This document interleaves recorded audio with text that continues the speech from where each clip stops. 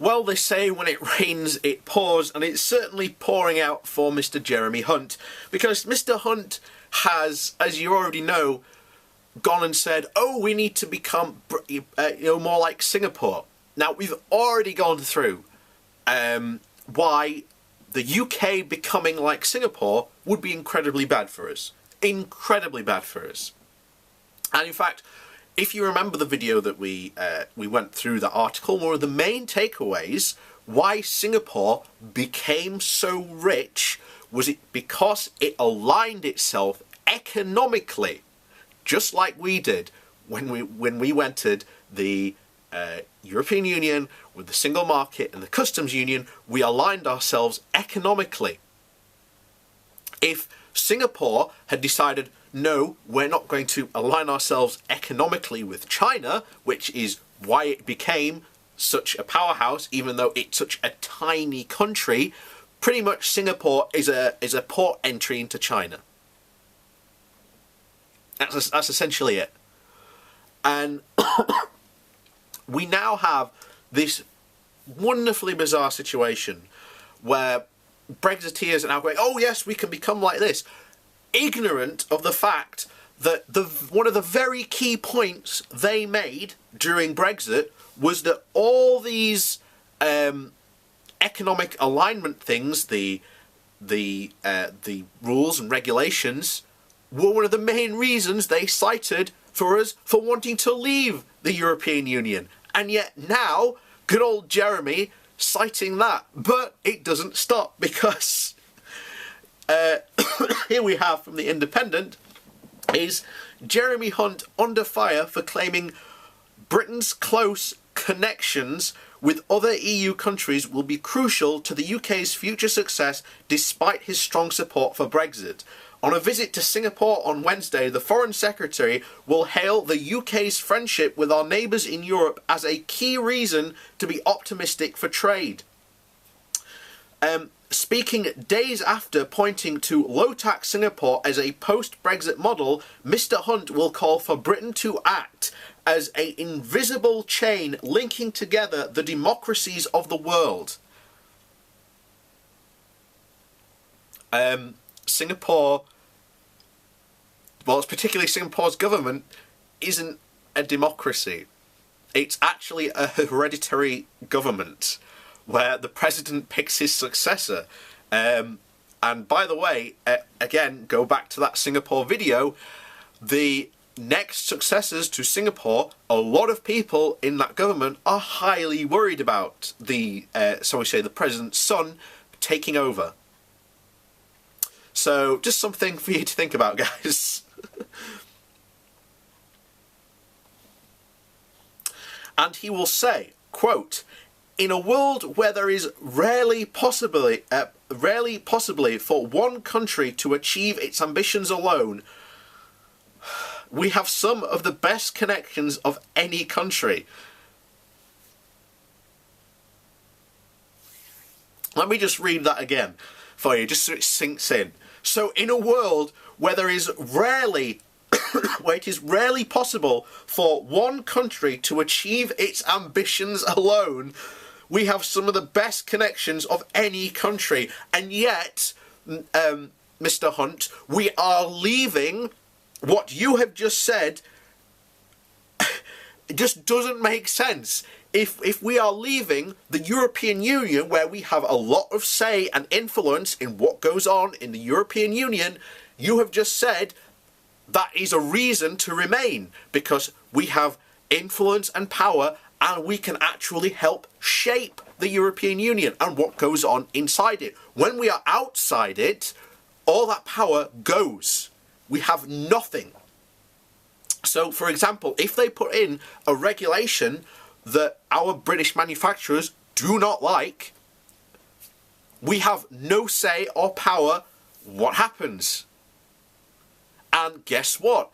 If they say that this manufacturing process, or they ban a certain chemical for use, which they have done before, when we have followed, if our manufacturers say, oh no, we're not going to do that to trade with Europe, although they will, all of a sudden that puts up barriers to trade. That starts to crumble this whole idea of what Europe has achieved of this being an amazing free market idea. And we are leaving that. So that strong connection we are breaking by leaving the European Union. But he continues. So we have some of the best connections of any country, whether through the Commonwealth, which, by the way, everyone in the Commonwealth said we should stay in the European Union, by the way, and New Zealand and Australia are taking us to the WTO court because they have problems already with our trade schedule. Our alliance with the United States, bearing in mind Donald Trump has said that he isn't interested in trading with us unless there are conditions that we meet. So basically, we are, again guys, remember, we are reclaiming our sovereignty from the European Union, and now Donald Trump says that in order to do a trade deal with the US, we have to give up the sovereignty to now the US. So, you know, just implying, you know, even how more Brexit is going to screw over this country. And we've been all of that before with the videos we've done on the US trade deal. And our friendship with our neighbours in Europe. But the comments were criticised as utterly bizarre and short-sighted, less than 3 months before Brexit, after Mr Hunt expressed support for crashing out of the EU with no deal if necessary. So, I completely agree. They are completely bizarre comments to make. This is, you know, what they are doing is they are trying to puff up and say, oh, we'll be fine, we'll be right. It's not, ladies and gentlemen. It's not going to be all right at all. And I've said, remember, not just people like Jeremy Hunt, but remember everyone who campaigned for Brexit and all the promises they made will come back to bite them. Stephen Doherty, a Labour supporter and Labour supporter of the anti-Brexit Best for Britain group, said that leading diplomats, military figures and former foreign secretaries have warned Brexit would weaken the UK on the international stage. And it's true. We've read on this channel countless times of not only our own diplomats and politicians, but other foreign politicians. So, at a time when challenges from insecurity and extremism to Russian threats to climate change demand not less global cooperation, but more, Mr Hunt is leading the charge to break one of our most successful and impactful alliance, and we have the one we have as part of the EU, he said. The Foreign Secretary is embarking on a 3-day visit to Asia, beginning with a speech at the International Institute for Strategic Studies in Singapore. At the weekend, he hailed the dynamic low-spending, low-regulation country for transforming its tiny territory devoid of natural resources into the world's 8th richest country. So remember what he just said there. Low spending, low regulation. That is what he wants to happen for this country. That is not going to help anyone in this country at all, especially people in the north of England and people in the town where I'm from. While the circumstances for Britain's departure from the EU are different, there could be a few instructions for us as we make our way into the post-Brexit future, Mr Hunt wrote on the Mail on Sunday. And we've already been over those comments. Go and watch that last video for my comments on those. This visit will see the announcement of the new UK-Singapore strategic partnership.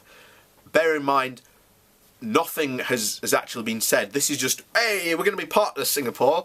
And Singapore is just going, all right. But bear in mind, this has done nothing. Absolutely nothing. And bear in mind, we could actually still be doing this while we are in the EU. So if we're an EU member, we could still set up this partnership. So bear that in mind of You know, people saying, oh, we've lost our sovereignty, we can't do this, we can't do that. That would have not been stopped if we were in the EU.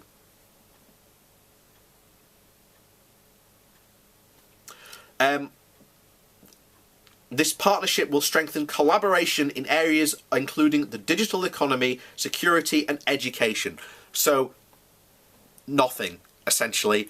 We could do all those things even if we're an EU member. The British Council and National Arts Council will renew a memorandum of understanding, which again is basically a fancy piece of paper. Again, it does nothing, committing them to greater collaboration between Singapore and the UK. Britain is already the biggest European investor in Southeast Asia. Again, us being in the European Union did not stop us doing that. With the area of trade roughly trade nearly 37 billion and more than 4,000 British companies employing more than 50,000 people in Singapore alone.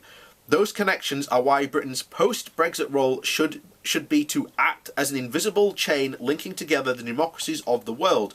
These countries which share our values and support our beliefs in free trade and the rule of law and open societies.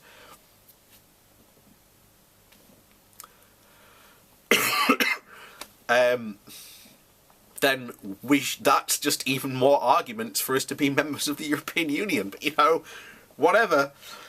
Mr Hunt will now confirm the opening of a new UK mission to the Association of Southeast Nations, which is ASEAN, the headquarters in Jakarta, before moving on to Malaysia.